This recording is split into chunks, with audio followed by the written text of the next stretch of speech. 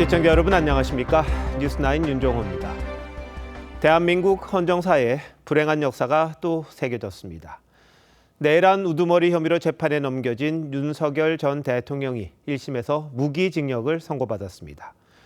30년 전 전두환 전 대통령이 보안사령관 시절의 행위로 내란죄 유죄 판결을 받은 적은 있습니다만 현직 대통령이 재임 중에 했던 행위에 대해 내란죄가 인정된 건 이번이 처음입니다. 이번 판결의 의미와 파장 차례로 짚어볼 텐데요. 황재영 기자가 선고 내용부터 알려드립니다. 1시간 넘게 판결 이유를 설명한 지귀현 부장판사가 최종 선고를 합니다. 주문을 선고하도록 하겠습니다. 피고인 윤석열을 무기징역에 처합니다. 재판부는 윤 전 대통령이 범행을 직접 주도적으로 계획했고 많은 사람을 범행에 관여시켰다며 비상계엄으로 막대한 사회적 비용이 초래됐다고 했습니다. 재판부는 11.3 비상계엄을 내란으로 판단했지만 장시간 준비했다는 특검 주장은 받아들이지 않았습니다. 장기간 마음먹고 비상계엄을 선포하였다고 보기에는 지나치게 준비가 허술하고 다만 윤 전 대통령이 개별적으로 관여하지 않은 행위도 내란 우두머리로서 전체에 대한 책임을 진다고 봤습니다. 일일이 개별적으로 관여하지 않은 부분이 있다고 하더라도 그 관여하지 않은 부분에 대해서도 내란죄로서의 책임은 모두 부담한다는 것입니다. 대통령 재직 중 행위로 인해 내란 혐의가 유죄로 인정된 건 헌정사상 최초입니다. 1997년 전두환 전 대통령이 12.12 군사반란과 5.17 대란을 일으킨 혐의로 무기징역을 확정받았지만 보안사령관으로 재직할 당시에 저지른 범죄였습니다. 내란 혐의로 유죄가 확정된 노태우 전 대통령도 범행 당시 군인 신분이었습니다. TV조선 황재영입니다. 재판부는 행정부 수반인 대통령이 국회에 군대를 투입한 게 이번 사건의 핵심이라고 거듭 강조했습니다. 특히 언제 군을 철수시킬지 정해놓은 게 없어 상당히 긴 기간 동안 국회 활동을 마비시키거나 저지하려 했던 걸로 판단했습니다. 송무빈 기자입니다. 1심 재판부는 윤석열 전 대통령이 비상계엄을 통해 헌정기관의 기능을 마비시키려는 목적이 있었기 때문에 내란죄가 성립한다고 판단했습니다. 국헌문란의 목적이 있었다고 본 겁니다. 특히 군을 국회로 보내 재기능을 할 수 없도록 한 게 핵심이라고 거듭 강조했습니다. 이 사건의 핵심은 군을 국회로 보낸 것입니다. 재판부는 윤 전 대통령이 군 철수 계획을 세우지 않았다는 점에도 주목했습니다. 결국 윤 전 대통령이 마음먹기에 따라서는 국회가 상당 기간 마비될 수밖에 없었다는 겁니다. 언제 군을 철수시킬지에 대한 계획을 전혀 정하지 않았던 것으로 마비시키려는 기간이 상당 기간.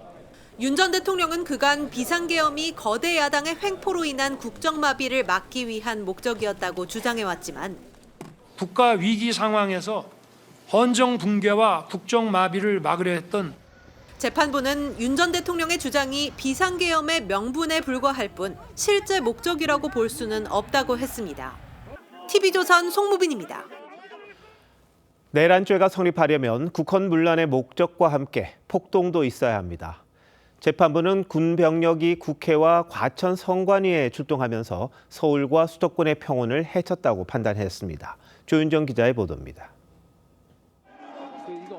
방탄모와 방탄조끼를 입은 군인들이 창문을 깨고 국회 내부로 들어갑니다.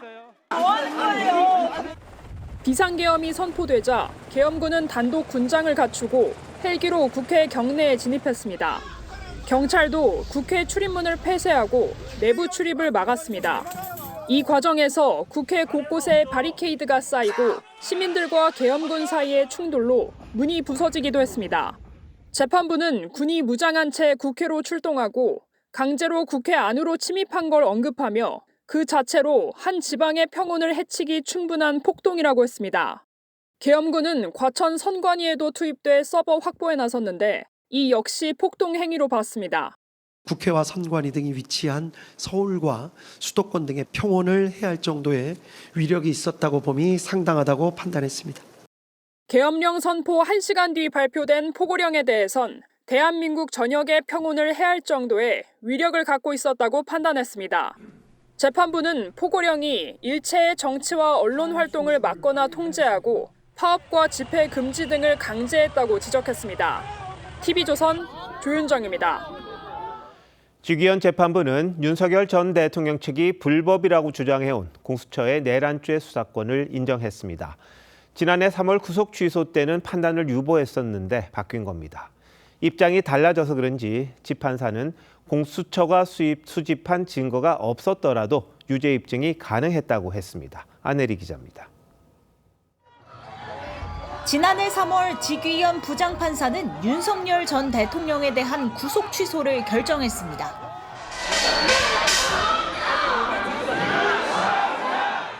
지 부장판사는 윤 전 대통령이 구속기간 만료 후 재판에 넘겨졌다는 것을 구속 취소 사유로 들었습니다. 또 공수처가 내란죄 수사권이 있는지에 대해 관련 법령에 명확한 규정도 없고 대법원 판단도 없다며 섣불리 판단하기 어렵다고 했습니다. 오늘 1심 선고에선 공수처가 내란죄 수사권을 가진다고 분명하게 밝혔습니다. 내란죄에 관해서도 공수처의 수사권을 인정하는 것이 타당하다는 것이 이 법원의 판단입니다. 공수처는 직권남용 등에 대해서만 수사권을 가진다면서도 수사 과정에서 인지된 직접 관련 범죄까지 수사를 할 수 있고 윤 전 대통령의 내란죄도 여기에 해당한다고 봤습니다. 그러면서 설령 공수처가 수집한 증거를 배제하더라도 경찰과 검찰이 수집한 증거만으로 유죄 판단을 내리기에 충분하다며 수사권과 관련한 적법성 문제는 없다고 강조했습니다. TV조선 안혜리입니다. 재판부는 대통령이 계엄을 선포했다는 것 자체만으로 내란이 되는 건 아니라고 했습니다.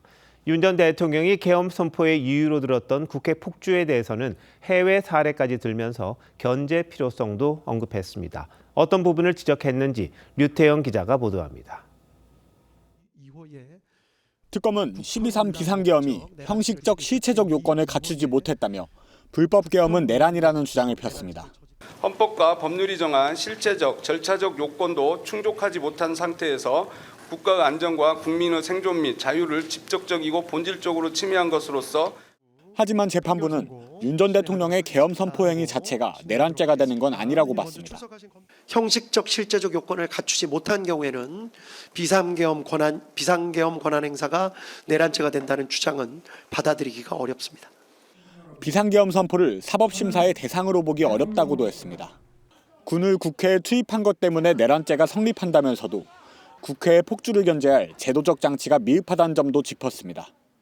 대통령 등 행정부 수반에게 의회 해상권을 부여해서 갈등을 해결할 수 있는 제도적 장치를 마련해 두는 경우도 있는 것으로 보입니다. 지난해 4월 헌법재판소도 대통령 탄핵 심판 보충 의견을 통해 탄핵 소추안 발의 횟수를 제한하는 입법이 필요하다고 지적한 바 있습니다. TV조선 류태영입니다.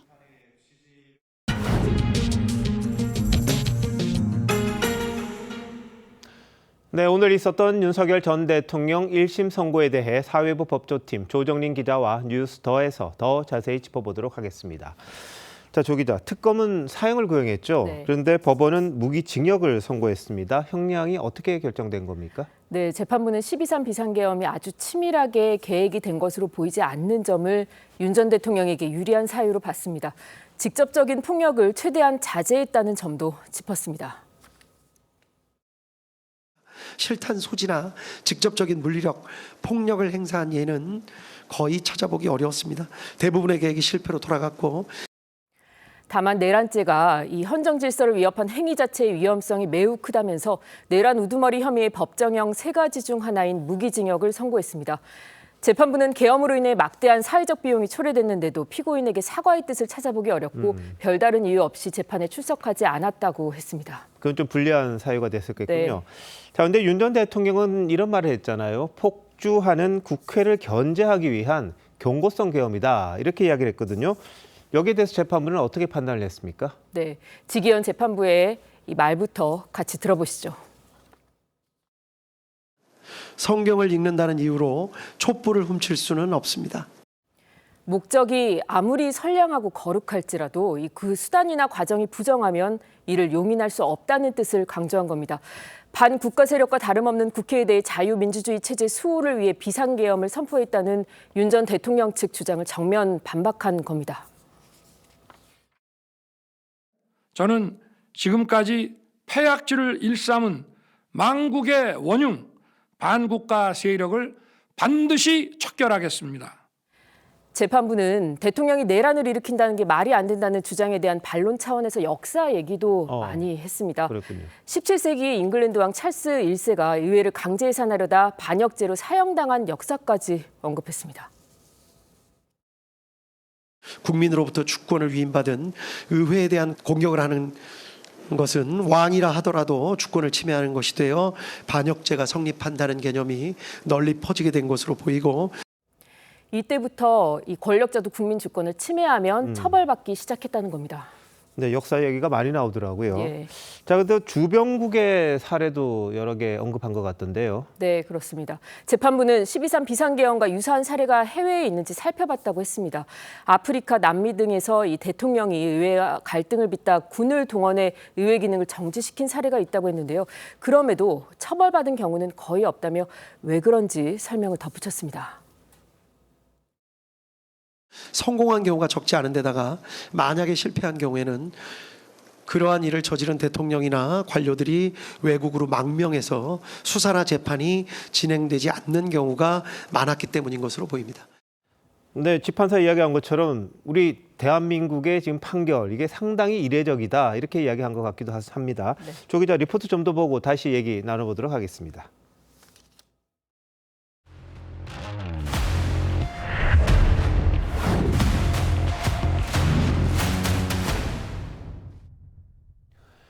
재판 시작 전 윤 전 대통령은 미소를 짓는 등 여유가 있었습니다. 하지만 무기징역이 선고되자 표정이 굳어졌습니다.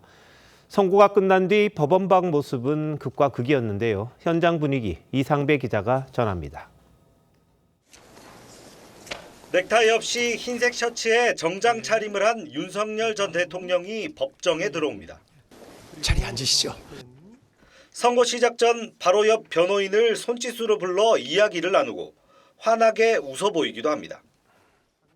하지만 선고가 시작되자 표정은 조금씩 굳어졌습니다. 피고인들 모두 자리에서 잠깐만 일어나 주십시오. 무기징역이 선고된 직후 윤 전 대통령은 입을 굳게 다문 채 미동도 하지 않았습니다. 법정 밖에서도 희비가 엇갈렸습니다. 지겨 있어 지겨! 엉터리 판사들 회개하라! 엉터리 판사! 야 판사! 회개하라! 법원 앞에선 윤 전 대통령의 지지자들이 오전부터 모여 무죄 석방을 외쳤고 경찰은 이들의 경매 진입을 막기 위해 차벽을 세워 대비했습니다. 윤 전 대통령 지지자들은 선고 직후 고성과 울분을 쏟아냈습니다. 반대편 진보 집회에선 환호성이 터져나오기도 했습니다. 양측 간의 고성과 욕설이 오가기도 했지만 몸싸움 등 폭력 사태로 번지지는 않았습니다. TV조선 이상배입니다. 재판이 끝난 뒤 윤석열 전 대통령 변호인단은 1심 결과를 강도 높게 비판했습니다. 정치 판결이란 취지였는데요. 사형을 구형했던 특검은 특검대로 형량이 적다고 아쉬움을 드러냈습니다. 주원진 기자입니다. 윤석열 전 대통령 변호인단이 법원 밖으로 나옵니다. 손바닥으로 하늘을 가릴 수는 없습니다. 가려지는 것은 자기의 눈일 뿐입니다. 변호인단은 국회 표결을 방해하라는 지시를 하지 않았음이 객관적으로 밝혀졌는데 무기징역이 선고됐다고 했습니다. 그러면서 헌법과 법률이 정한 법리와 증거 법칙이 무시된 판결이라고 비판했습니다. 또 사법부가 거짓 선동된 여론과 정치 권력에 무릎을 꿇었다며 정해진 결론을 위한 요식행위였고 한낱 쇼에 불과했다고 주장했습니다. 특검에서 정한 결론대로 내리는 판결이라면 지난 1년간 수십 회에 걸친 공판은 요식행위였습니까? 당초 윤 전 대통령에게 사형을 구형했던 특검은 피고인들 형량이 아쉽다는 입장을 냈습니다. 재판부의 노고에 감사드립니다. 의미 있는 판결이었지만 사실 인정과 양형 부분에 상당한 아쉬움이 있습니다. 특히 일부 피고인에게 무죄가 선고된 데에 대해 판결문을 검토한 뒤 항소 시점을 정하겠다고 밝혔습니다. TV조선 주원진입니다. 재판부는 계엄 계획 단계부터 참여했던 김용현 전 국방장관과 노상원 전 국군정보사령관에게도 중형을 선고했습니다. 조지호 전 경찰청장, 김봉식 전 서울경찰청장도 국회 출입을 막았다는 이유로 10년 이상의 형을 선고받았습니다. 윤 전 대통령과 함께 재판을 받았던 나머지 7명에 대한 선고 내용, 신유만 기자가 보도합니다. 법원은 김용현 전 국방부 장관이 윤 전 대통령과 함께 비상계엄을 주도적으로 준비했다고 봤습니다. 국회와 선거관리위원회에 군병력을 출동시키는 계획을 세우고 주도적으로 실행했다고 봤습니다. 비상계엄을 주도적으로 준비했고 피고인 윤석열의 비이성적 결심을 옆에서 조장한 측면이 있는 것으로도 보입니다. 재판부는 김 전 장관의 내란 중요 임무 종사 혐의를 인정해 징역 30년을 선고했습니다. 김 전 장관과 계엄 계획을 미리 상의하고 일명 햄버거 회동을 통해 부정선거 수사단을 구성한 노상원 전 국군 정보사령관은 징역 18년형을 받았습니다. 국회 봉소에 관여한 조지호 전 경찰청장과 김봉식 전 서울경찰청장에겐 각각 징역 12년과 10년형이 내려졌습니다. 국회 출입을 차단했고 민간인을 보호했다는 사정을 발견하기가 어렵습니다. 오히려 경찰이 군의 국회 출입을 도우도록 했습니다. 목현태 전 국회경비대장도 내란 중요임무 종사 혐의로 징역 3년형을 받았습니다. 다만 윤승영 전 국가수사본부 수사기획조정관과 김용군 예비역 대령에 대해선 증거가 부족하다며 무죄를 선고했습니다. TV조선 신유만입니다. 네, 조정린 기자 다시 나와 있습니다. 자, 조 기자, 윤 전 대통령 측 항소할 예정입니까? 이 변호인단은 윤 전 대통령과 이 상의 후에 항소 여부를 최종 결정할 방침이지만 변호인단 내부에서는 항소에 실익이 있을까라는 반응이 나오고 있습니다. 대한민국의 형사소송 절차, 오늘 법치가 붕괴되는 현실을 보면서 향후 항소를 해야 할지, 이런 형사소송 절차를 계속 참여를 해야 될지 회의가 듭니다. 그래요? 보통 항소하는 게 기본일 텐데 왜 이렇게 변호인단이 강하게 반발하고 있습니까? 변호인단은 이 선고가 정치적 선고라는 인식을 갖고 있는 듯합니다. 네. 오늘 입장문을 보면 이재명 대통령의 재판을 중지하고 민주당 유력 정치인들의 재판에서는 위법 수집 증거라는 이유로 무죄 판결을 내리는 사법부라고 지적했는데요. 윤 전 대통령에 대해서는 눈치 보기에 급급했다며 불만을 드러냈습니다. 아니, 여권도 지금 사법부를 상당히 압박을 하고 있는데 이제 윤 전 대통령 변호인 측도 이런 식으로 좀 나오고 있군요. 네. 자, 그런데 오늘 선고를 보면 재판부가 특검 주장을 받아들이지 않은 부분도 있죠. 네, 그렇습니다. 특검은 이 계엄이 1년 전부터 치밀하게 기획한 계엄이라고 주장했지만 재판부는 전부 인정하지 않았습니다. 약 1년 전부터 비상계엄을 선포하며 국회를 제압하여 이른바 장기 독재를 하려는 의도를 가지고 내외적 여건을 조성하고 그러한 경위 및 과정을 인정할 증거는 부족하다는 것이 이 법원의 판단입니다.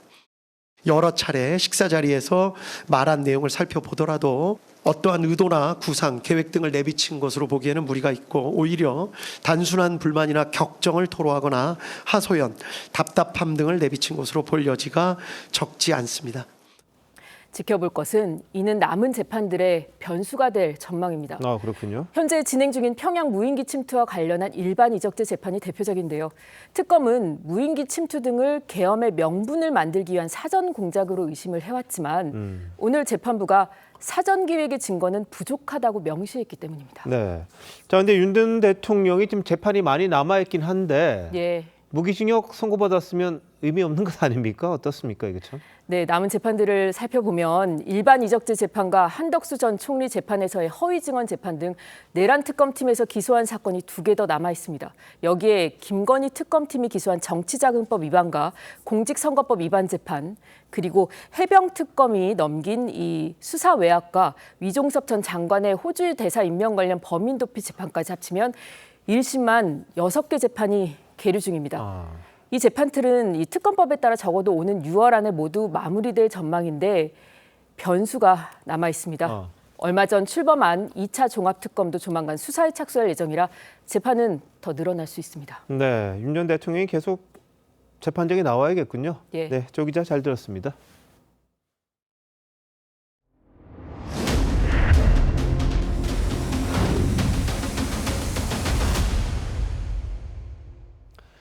오늘 판결에 대한 정치권 반응을 살펴보겠습니다.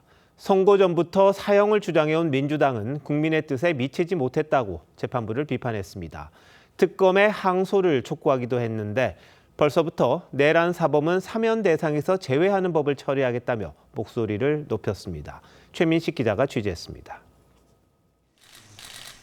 윤석열 전 대통령에 대한 1심 선고 직후 긴급 최고위원회의를 소집한 민주당 정청래 대표는 당초 사형 선고에 맞춰 메시지를 준비했었다며 예상 밖 판결이라고 지적했습니다.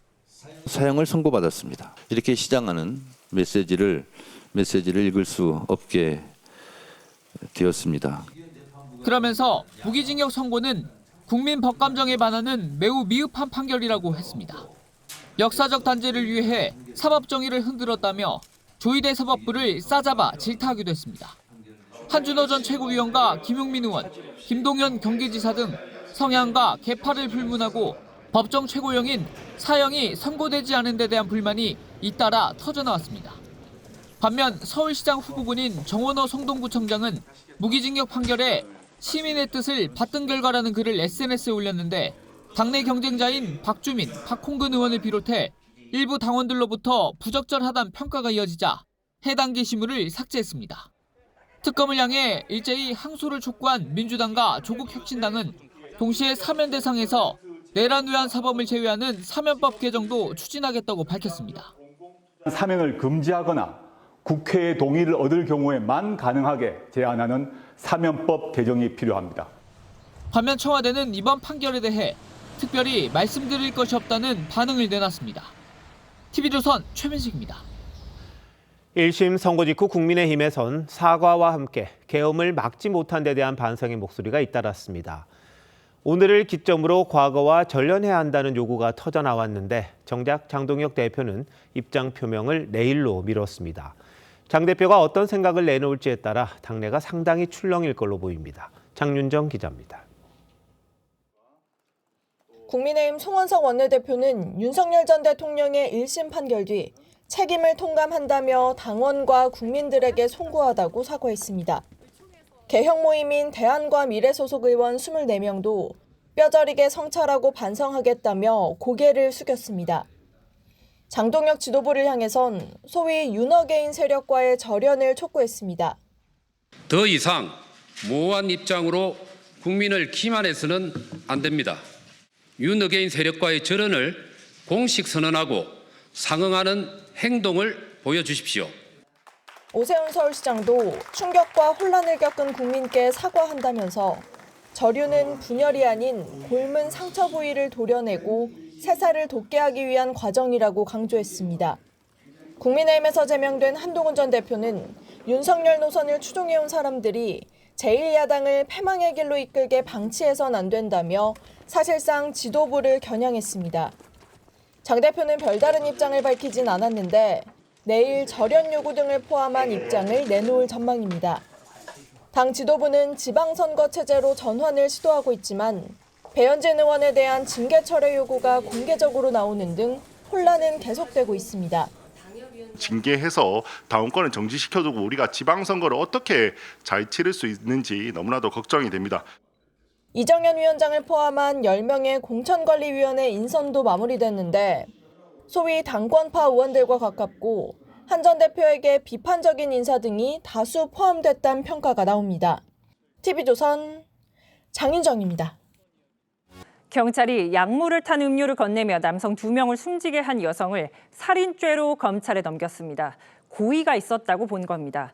조사 결과 이 여성은 약물의 양도 늘리고 챗GPT에 섬뜩한 질문도 했습니다. 이미원 기자입니다. 검은색 점퍼를 입은 여성이 남성과 손을 잡고 모텔 건물로 들어갔다가 1시간 40분 뒤 홀로 나와 택시를 타고 떠납니다. 지난 9일 함께 모텔에 들어간 남성에게 약물이 담긴 음료를 먹여 숨지게 한 20대 김모 씨의 모습입니다. 약물 건넨 이유가 뭡니까? 살해 의도 있으셨습니까? 김 씨는 지난해 12월 중순부터 지난 9일까지 향정신성 약물이 든 숙취 해소제를 건네 남성 2명을 숨지게 하고 1명을 다치게 한 혐의를 받습니다. 경찰은 김 씨를 구속할 땐 상해치사죄를 적용했는데 검찰에 넘기면선 형량이 더 높은 살인죄를 적용했습니다. 경찰은 김 씨가 1차 범행이 미수에 그치자 2차 범행부턴 음료에 넣은 약물량을 늘렸다는 진술을 확보했다며 사망 가능성을 충분히 인지한 만큼 살인죄를 적용했다고 설명했습니다. 경찰은 또 휴대폰 포렌식을 통해 김 씨가 수면제를 술과 함께 먹으면 어떻게 되는지 등을 수차례 검색한 사실도 확인했습니다. 김 씨는 경찰 조사에서 남성을 자게 하려고 한 것일 뿐 사망할 줄 몰랐다고 진술한 걸로 전해집니다. 경찰은 프로파일러 등을 투입해 김 씨가 사이코패스인지 여부 등을 확인하고 추가 피해자가 있는지도 조사 중입니다. TV조선 임효원입니다. 방송인 박나래 의혹을 수사하던 경찰 형사과장이 지난달 퇴직했습니다. 그리고는 한 달 만에 박 씨를 변호하는 로펌에 들어갔습니다. 박 씨 수사 상황을 잘 알고 있었겠죠. 논란이 커지고 있습니다. 허유화 기자입니다. 서울 강남경찰서 형사과장을 지내던 A씨가 최근 경찰에서 퇴직한 후 박나래 씨 변호를 맡고 있는 로펌에 합류했습니다. 강남경찰서는 지난해 12월부터 매니저를 폭행하고 이른바 주사 이모에게 불법 시술을 받아 의료법 위반 혐의 등으로 고발된 박 씨를 수사해왔습니다. A씨는 강남경찰서 형사과장으로 박 씨 수사의 책임자였습니다. 공직자윤리법에 따르면 퇴직 공직자는 근무한 부서와 밀접한 관련이 있는 기관에 재취업할 경우 사전에 심사를 받아야 합니다. 다만 변호사 자격증을 가진 공직자가 고위직이 아닌 경우 변호사로 취업할 땐 심사 대상에서 제외할 수 있습니다. 해당 로펌 관계자는 A씨가 면접을 본 지난해 11월은 박 씨에 대한 고발이 경찰에 접수되기 한 달 전이라며 A씨는 수사와 관련성이 없다고 해명했습니다. 실제 선임되어 있는 법인에는 이직할 수 없게 규제할 필요가 있다고 생각이 듭니다.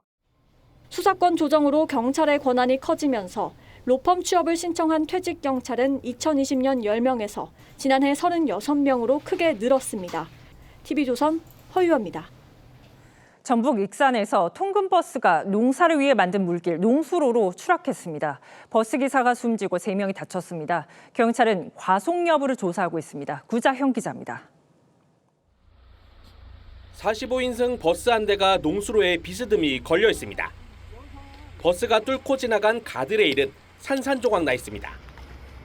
119 구조대원들은 버스에서 유실물 등을 수습하고 직원분들 여기 한 번만 잡아주실래요? 밖에서는 들것으로 부상자들을 옮깁니다. 인근 육류 가공공장 직원들을 태운 통근버스가 농수로로 떨어진 건 아침 7시쯤입니다. 이 사고로 70대 운전기사가 숨졌고 탑승객 3명도 크게 다쳤습니다. 총 인원은 21명으로 나왔고 직접 이송한 환자는 총 4명이거든요. 사망 1명이고 중상이 3명? 출근길 완만한 곡선 구간을 달리던 버스는 갑자기 가드레일을 뚫고 농수로가 있는 농경지로 돌진했습니다. 사고가 난 도로는 왕복 2차로로 폭이 좁아 속도가 시속 60km로 제한되어 있습니다. 거기가 이제 과속 장소는 아니에요. 버스 결함은 없었고 승객 중에서는 평상시보다는 조금. 경찰은 버스 속도 기록계와 블랙박스를 토대로 과속 여부 등 정확한 사고 원인을 조사하고 있습니다. 또 기사가 사고로 숨졌는지 확인하기 위해 유가족 동의를 얻어 국과수에 부검을 의뢰하기로 했습니다. TV조선 구자영입니다. 헤어진 연인의 앙심을 품고 살해하려던 50대 남성이 체포됐습니다. 새벽에 전 연인의 집에 침입해서 숨어 있다가 흉기를 휘둘렀습니다. 박건우 기자가 보도합니다. 중년의 남녀가 승강기를 타고 아파트로 들어갑니다. 잠시 뒤 남성만 다시 승강기에 타는데 갑자기 쓰러집니다. 젊은 남녀는 승강기를 타려다 쓰러진 남성과 혈흔을 발견하고 소스라치게 놀랍니다. 신고를 받고 출동한 119 구조대원들이 중태에 빠진 남성을 병원으로 이송하고 경찰들은 아파트를 수색합니다. 물에 푹 자고 있어. 많이 놀랐어. 당황스러워. 50대 피해 남성에게 흉기를 휘두른 건 어젯밤 늦게 공구함을 들고 승강기를 탄 비슷한 연령대의 남성이었습니다. 남성은 이 계단을 통해 달아난 뒤 숨어 있다가 약 3시간 만에 경찰에 붙잡혔습니다. 조사 결과 가해 남성은 여성에게도 흉기를 휘둘렀는데 두 사람은 얼마 전까지 사귀던 사이였습니다.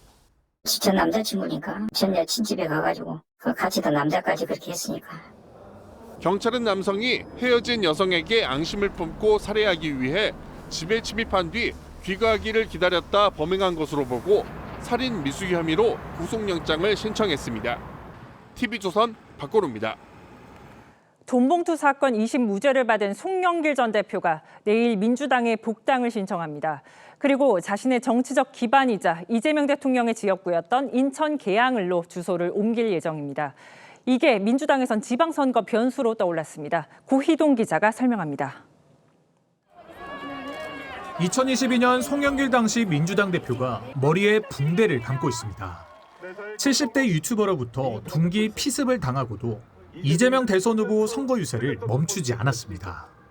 같은 해 6월엔 서울시장에 출마했고 이 대통령은 송 전 대표 지역구인 인천 계양을에서 보궐선거로 원내 진입에 성공했습니다. 민주당 내에서 불법 정치자금 혐의 2심 무죄 선고를 받고 돌아온 송 전 대표에 대한 보은 공천론이 제기된 이유입니다. 송 대표에게 의원적 자리를 돌려주는 것이야말로 그동안의 희생에 대한 정당한 보상이자 정치적 도리라고 생각합니다. 송 전 대표는 인천 계양으로 주소를 옮기고 인천시당에 복당 신청을 할 예정인데 계양을 보궐선거 출마를 염두에 둔 거란 관측이 많습니다. 내일 인천시당에 2시 반에 복당 원서를 제출하기로 했습니다. 인천이 저의 정치적 고향 아닙니까? 다만 이 대통령의 성남 경기 라인 핵심 측근인 청와대 김남준 대변인도 인천 계양을 출마가 거론되고 있어 김 대변인 출마 시 교통정리가 불가피합니다. 당 안팎에선 박찬대 전 원내대표가 인천시장 후보로 출마할 경우 두 사람 중 한 명이 박의원 지역구인 인천 연수갑으로 옮기는 방안도 거론됩니다. 송 전 대표가 보궐선거에서 원내에 입성할 경우 당내 최다선인 6선이 되는데 친명계 구심점이 돼 차기 당권을 노릴 수 있다는 관측도 나옵니다. TV조선 고희동입니다.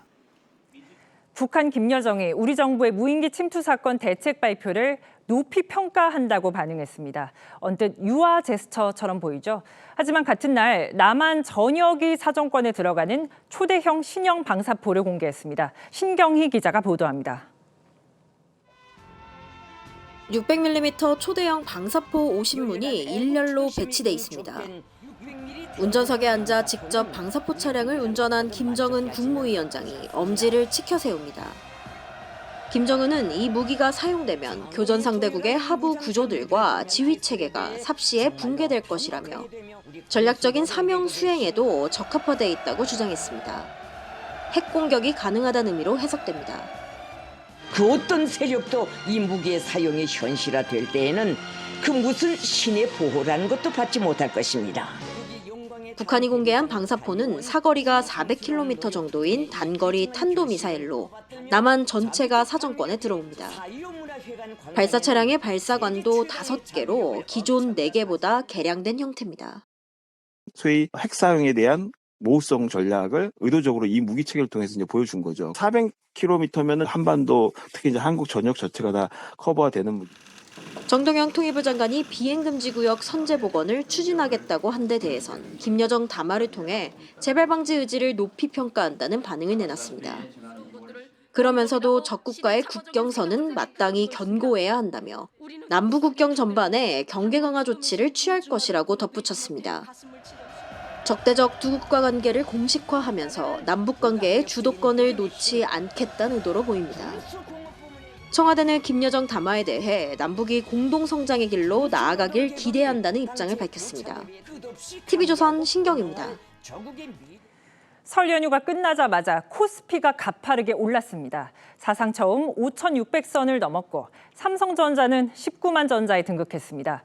코스피는 과연 어디까지 질주할까요? 7,900을 돌파할 거란 전망도 있습니다. 최수용 기자입니다. 장 초반부터 질주한 삼성전자 주가는 5% 가까이 오르면서 19만 원을 터치했습니다. SK하이닉스도 1% 넘게 올랐습니다. 유명 헤지펀드가 미국의 반도체 업체 마이크론의 주식을 대량 매수했다는 소식이 훈풍으로 작용했다는 분석입니다. 엔비디아 CEO 젠슨 황은 AI 투자는 이제 시작이라며 AI 거품론을 일축했습니다. 특히 삼성전자는 차세대 AI 메모리 반도체인 HBM4를 가장 먼저 출시한 데다 가장 성능이 좋을 거란 관측이 나오면서 주가에 탄력이 붙었습니다. 삼성은 HBM 관련해서 하이닉스에 뒤져 있었고요. 그래서 이제 성능 우위의 개발 전략을 택한 거고요. 반도체 투톱의 견인으로 코스피는 3% 넘게 올라 사상 처음 5,600을 돌파했습니다. 코스닥은 외국인과 기관의 쌍끌이 매수에 5% 가까이 급등했고 한때 매수 사이드카가 발동됐습니다. 증시 화랑이 계속되면서 미래에셋증권 등 증권주들도 불을 뿜고 있습니다. 반도체가 시장을 끌어가는 흐름 안에서 금융주가 좀 뒤를 받쳐주고 부진했던 조선이나 방산 이런 업종들이 좀 강한 모습을. JP모건이 코스피 목표치를 7,500선까지 잡은 데 이어 한 국내 증권사는 1년 내 7,900을 넘을 수 있다는 전망도 내놨습니다. TV조선 최수용입니다. 지금 브라질은 뜨겁게 달아올랐습니다. 바로 세계 최대 축제 리우 카니발이 한창이기 때문입니다. 이 흥겨운 자리에 K-팝 그룹도 처음으로 함께했습니다. 임서인 기자입니다. 거대한 사자상, 파라오를 내세운 퍼레이드 행렬, 축제를 이끄는 공연팀이 흥겨움을 더하고 분위기를 한껏 끌어올립니다. 지난 13일 개막한 세계 최대 축제 브라질 리우 카니발이 열기를 더하고 있습니다. O carnaval é minha paixão. O carnaval é onde eu posso curar todas as minhas feridas, minhas tristezas. Então, 올해 퍼레이드 경연에선 룰라 브라질 대통령과 2023년 작고한 브라질 록 가수 히타리를 조명한 무대가 눈길을 끌었습니다. 우승은 화려한 드럼 공연을 선보인 유니도스도 비라도우로 삼바 학교에 돌아갔습니다. 오는 21일까지 이어지는 축제엔 총 800만 명이 운집할 것으로 보이는데 기대되는 경제 효과는 1조 6천억 원에 이릅니다. We just came to Brazil just to see Brazil, amazing country, we love it. Like really had a good time. 도심 곳곳에선 흥겨운 음악과 함께 행진도 이어지고 있습니다. Carnaval do Rio é outra parada, tu tem que vir pronto porque as coisas aqui acontecem, intensamente, então. 한국 걸그룹 엠믹스는 K-팝 그룹 최초로 카니발 축제에 초대돼 3시간 동안 공연하며 흥겨운 분위기를 끌어올렸습니다. TV조선 임서인입니다.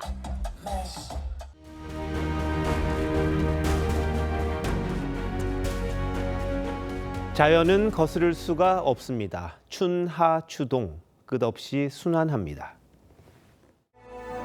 Our seasons determine the cycle of life. After the hardships of winter, life explodes in spring, and the heat of summer is followed by the harvest of autumn. 인간의 역사는 어떨까요? 동양에선 역사도 자연처럼 흥망성쇠를 반복한다고 봤습니다. 하지만 서양은 역사가 목적을 가지고 진보한다는 생각이 강했습니다. The end of history was not my phrase. It comes from the philosopher Hegel. And I didn't see a higher form of society that would replace liberal democracy. 1989년 베를린 장벽이 무너졌습니다. 공산주의가 막을 내렸습니다. 미국의 정치 철학자 프란시스 후쿠야마는 인류 역사가 최고 단계인 자유민주주의에 도달했다고 선언했습니다. 자유민주주의가 영원할 거로 믿은 거죠. 하지만 현실은 달랐습니다. 영국 이코노미스트 부설 EIU 보고서 2024년 민주주의 지수는 대의민주주의 뭐가 문제냐 이렇게 묻고 있습니다. 세계 민주주의는 2006년 이래 19년째 대체로 하락을 거듭했습니다. 선진국에서조차 잘 작동하지 않습니다. 역사가 꼭 앞으로만 나가지는 않는다는 겁니다. 국헌문란 목적 내란죄는 대통령도 저지를 수가 있습니다. 이 법원이 판단한 핵심은 군을 국회로 보낸 것입니다. 윤석열 전 대통령이 내란 혐의로 무기징역을 선고받았습니다. 443일 동안 이어진 갈등과 내분의 시간, 일단의 마침표는 찍혔습니다. 12.3 비상계엄은 대한민국의 민주주의 지수도 상당히 떨어뜨렸습니다. 완전한 민주주의에서 결함 있는 민주주의로 강등된 겁니다. 우리 민주주의의 상대적 취약성도 드러났습니다. 그런데도 아직 계엄의 강을 건너지 못하는 세력이 있습니다. 그리고 한편에선 이른바 사법개혁이란 미명 아래 삼권 분립을 위협합니다. 그래서 더더욱 믿을 건 우리 국민밖에 없습니다. 온 국민의 아낌과 헌신 속에 한국 민주주의 역시 솔잎처럼 영원히 푸를 겁니다. 흔들릴 수는 있어도 쓰러지지는 않습니다. 앞으로 전진할 수 있게 모두 힘을 모을 때입니다. 2월 19일 윤종호 앵커 칼럼 역사는 흐른다였습니다.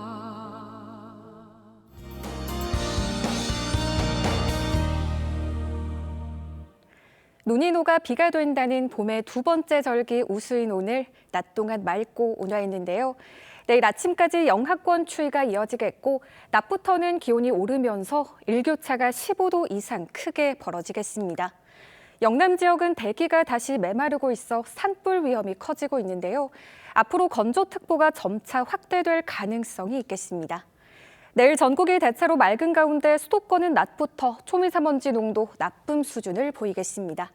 내일 아침 기온 서울 0도, 춘천 영하 5도로 출발하고요. 내일 한낮 기온 서울 13도, 부산 15도까지 오르겠습니다. 주말인 모레는 서울의 낮 최고 기온 17도까지 치솟겠고요. 일요일에는 전국에 비가 내린 뒤 월요일 아침에는 다시 기온이 영하권으로 떨어지며 추위가 나타나겠습니다. 날씨였습니다. 2월 19일 목요일 뉴스9 마칩니다. 시청해주신 여러분 고맙습니다.